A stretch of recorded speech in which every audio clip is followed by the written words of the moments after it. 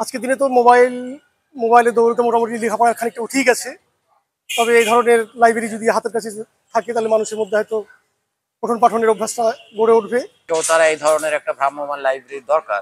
উনি এটা খুব ভালো এবং ওনার সুচিন্তিত যে চিন্তাধারা, এটা আমাদের বহরমপুরবাসীর জন্য একটা গৌরব। শহর বহরমপুরের ব্যারাক স্কোয়ার লাগোয়া চৌতারা থেকে শুরু হলো শহরের প্রথম স্ট্রিট লাইব্রেরি। প্রাতভ্রমণকারী থেকে পথচারী প্রত্যেকে একটু বিশ্রামের জন্য ব্যারাক স্কোয়ার ময়দানের চৌতারাকেই বেছে নেয়।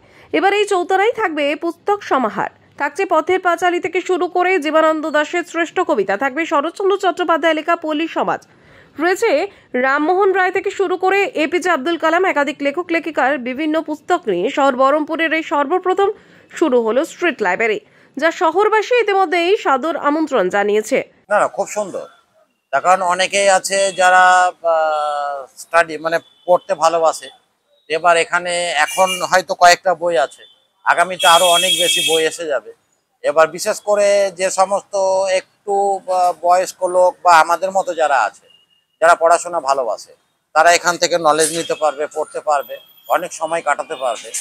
এবং এইখানে একটা পরিবেশ, অন্য ধরনের একটা সংস্কৃতি মানুষের সমাজে তুলে ধরা, এটা খুব একটা মূল্যবান দিক এবং খুব ভালো দিক। এবং আশা করব এই চৌতারাতে আগামীতে আরো অনেক কিছু ভালো আমরা দেখব, এটা আশা রাখছি। শহর বহরমপুরের বাসিন্দা নজরুল ইসলাম জানান, সকাল অথবা বিকেল যে কোনো একটা সময় শহরের ফুসফুস অর্থাৎ ব্যারাক স্কোয়ারে আসি। এবার সাথে যদি থাকে গল্পের বই তাহলে তো আর কোনো কথাই নেই, আরো বেশি করে আসতে ইচ্ছে করবে বইয়ের টানে। চৌতারা ব্যারাক স্কোয়ারের পাশে অবস্থিত, তার পাশে লাইব্রেরি, এটা অত্যন্ত খুব আনন্দের সংবাদ এবং খুব ভালো সংবাদ।